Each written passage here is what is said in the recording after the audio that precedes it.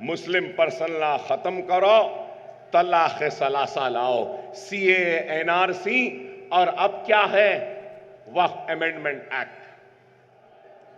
अमित शाह साहब से सवाल करना चाहता हूं, अमित शाह साहब, आपका भी घर होगा, प्रॉपर्टी होगी आपकी, आपके नाम पे होगी, रजिस्ट्रेशन डिपार्टमेंट में रजिस्ट्रेशन हुआ होगा, रेवेन्यू रिकॉर्ड्स में उसका इंदराज होगा कि ये डोर नंबर, ये हाउस नंबर का ओनर अमित शाह है ना।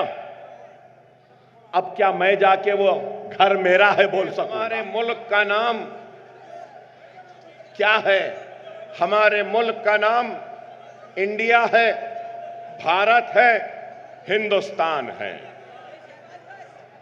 और इस भारत में, इंडिया में, हिंदुस्तान में हिंदू भी रहता है, मुसलमान भी रहता है, सिख भी रहता है, ईसाई भी रहता है, एससी भी रहते हैं, एसटी भी रहते हैं।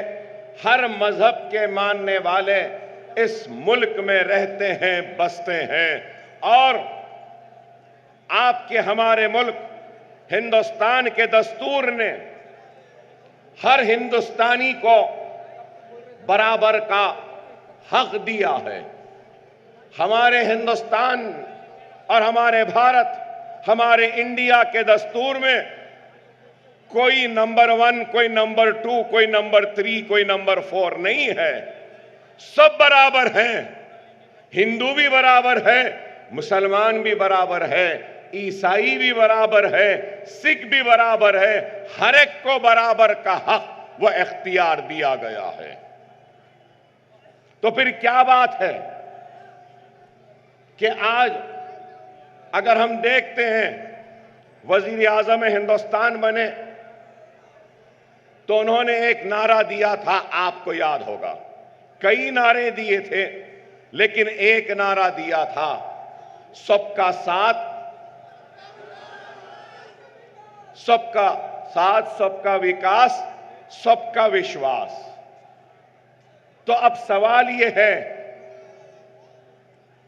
कि आपने हिंदुस्तान की सबसे बड़ी अक़लियत का कितना साथ दिया, कितना हिंदुस्तान की सबसे बड़ी अक़लियत मुसलमान के विश्वास को हासिल किया, कितना इस मुल्क का विकास किया।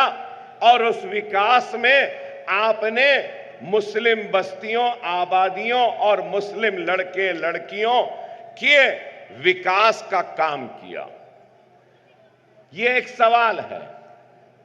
अगर आज हम देखते हैं, जिस दिन से दिल्ली के तख्त पर बैठे, उस दिन से आगाज तो करना था तो बेरोजगारी को दूर करने का। क्या हमारे मुल्क का सबसे बड़ा मसला बेरोजगारी नहीं है? क्या हमारे मुल्क का सबसे बड़ा मसला महंगाई नहीं है? क्या हमारे मुल्क का सबसे बड़ा मसला बिजली पानी का नहीं है? क्या हमारे मुल्क का सबसे बड़ा मसला रोटी का नहीं है? क्या हमारे मुल्क का सबसे बड़ा मसला हमारी मईशत, हमारी इकोनॉमी को बेहतर करना नहीं है? क्या हमारे मुल्क का सबसे बड़ा मसला हमारे जो लोग परेशान हैं, इनकी परेशानियों को दूर करना नहीं है? क्या मुल्क का सबसे बड़ा मसला खुशहाली लाना नहीं है? लेकिन आप बताइए, क्या महंगाई कम हुई? क्या बेरोजगारी मिटी? क्या रुपये की कदर बढ़ी? गिरते जा रही है। डॉलर बढ़ता जा रहा है, गैस की कीमत बढ़ रही है और पेट्रोल डीजल महंगा हो रहा है। लेकिन आज इनको मुल्क की खुशहाली की फिक्र नहीं, मुल्क को तरक्की देने की फिक्र नहीं, बेरोजगारों की रोजगार देने की फिक्र नहीं, इकोनॉमी को बेहतर बनाने की फिक्र नहीं, इनको कुछ नहीं है। फिक्र है तो सिर्फ क्या, जिस दिन बैठे लव जिहाद घर वापसी, हिजाब ban beef ban, Muslim person law खत्म करो, तलाक सलासा लाओ, सीए एनआरसी और अब क्या है वक्फ अमेंडमेंट एक्ट।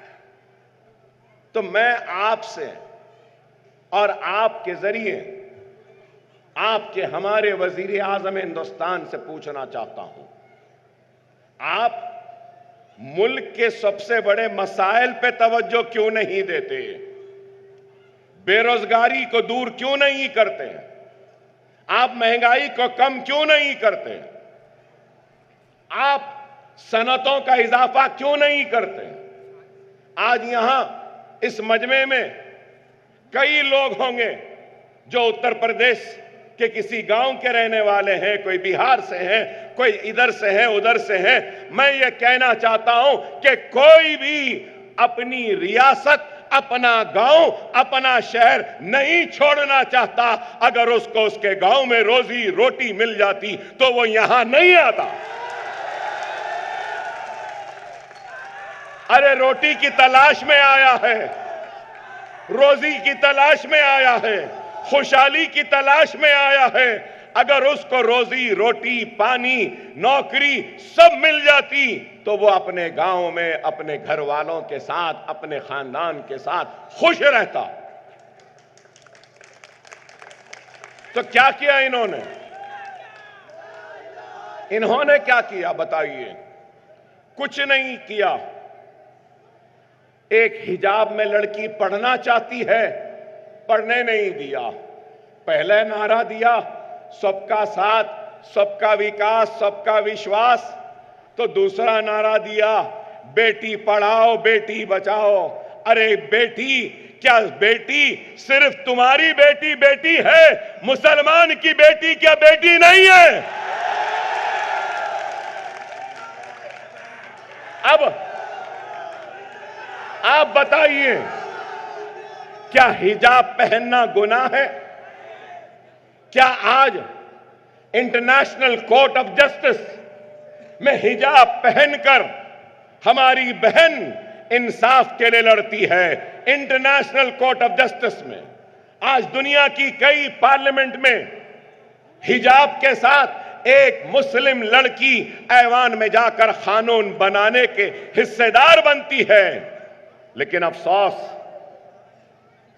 मिस्टर मोदी, आपकी बीजेपी की रियासतों में हिजाब बैन की बातें की जाती हैं।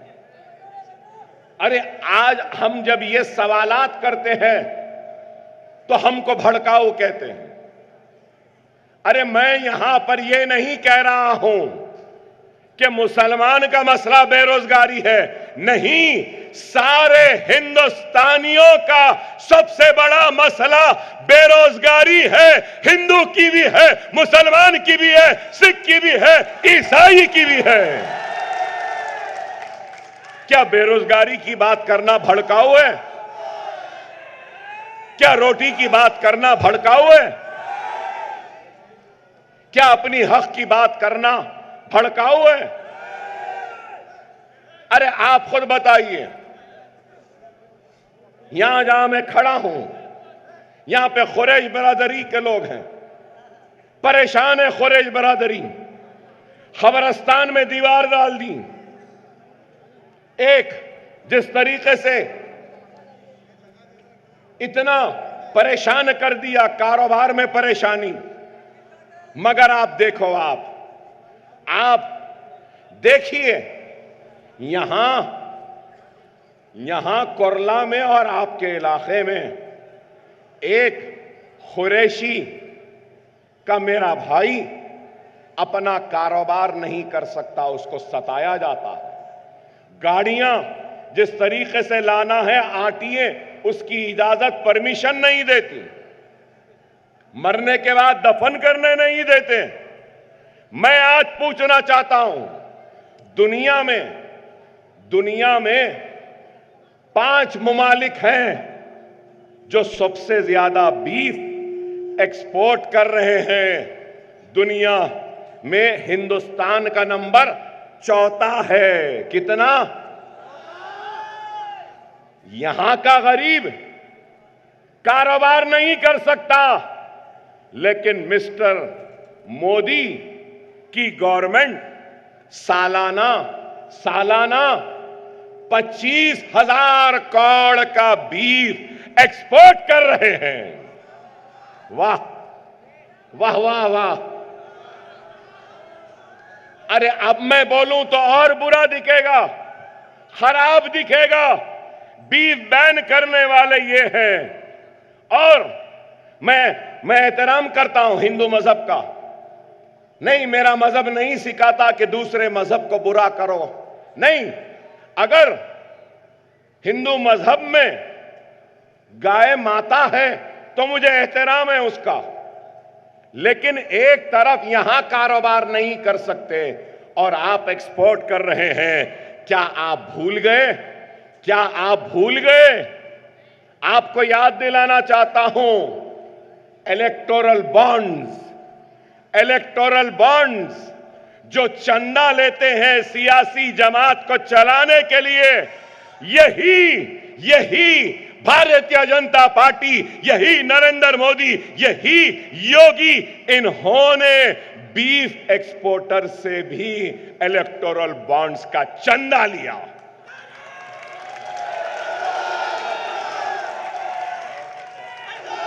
अफसोस, पैसों के लिए तुमने अपने अकीदे, अपने मजहब से भी कॉम्प्रोमाइज कर लिया।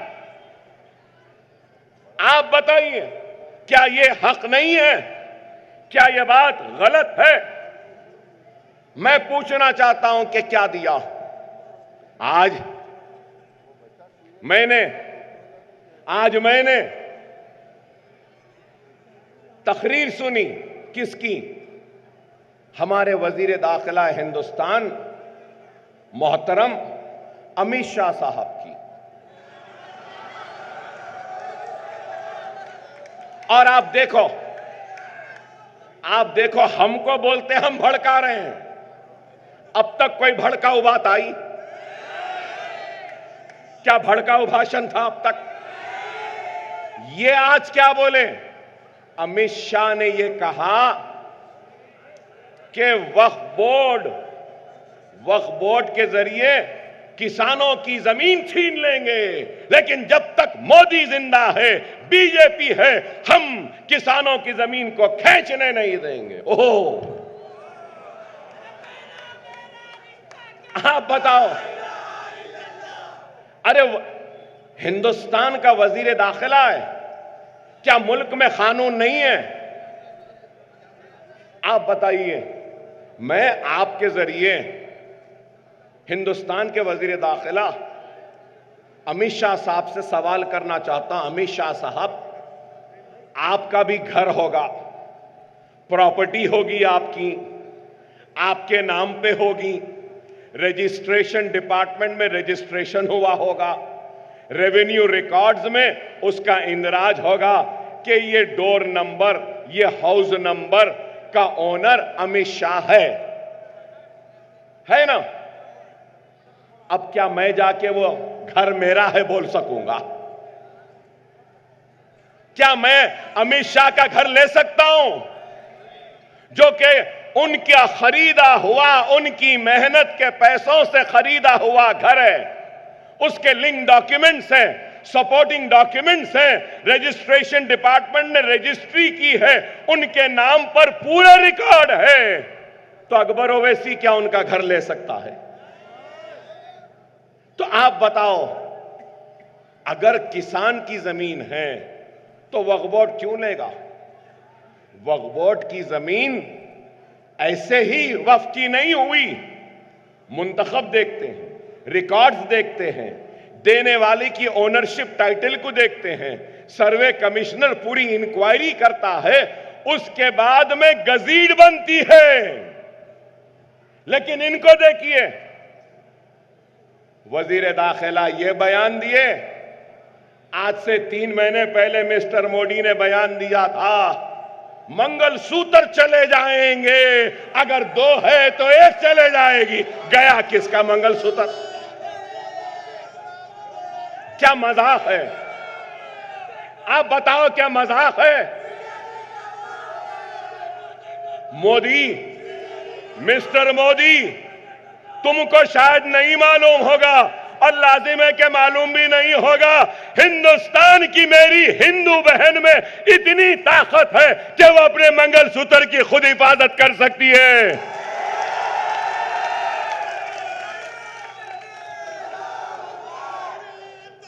आप बताओ कितना? आज मैं अगर ये बात कहता हूं तो कहते हैं कि भड़काऊ। अरे भड़काऊ नहीं, मैं हक बात कर रहा हूं। अब फिर बोल रहे हैं uniform civil code, uniform civil code UCC, मतलब शरीयत खत्म करना चाहते हैं। अमित शाह ने खुद बयान दिया और कहा, कहां पे? जो और एक रियासत में इलेक्शन हो रहा है महाराष्ट्र के साथ, वहां पर कहा कि यूसीसी लाएंगे लेकिन आदिवासियों को उसमें नहीं लाएंगे।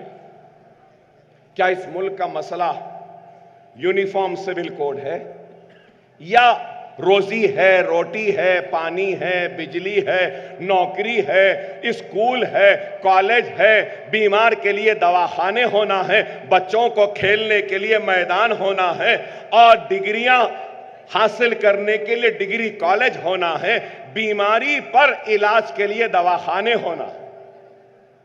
क्या मेरी बात गलत है? बताओ।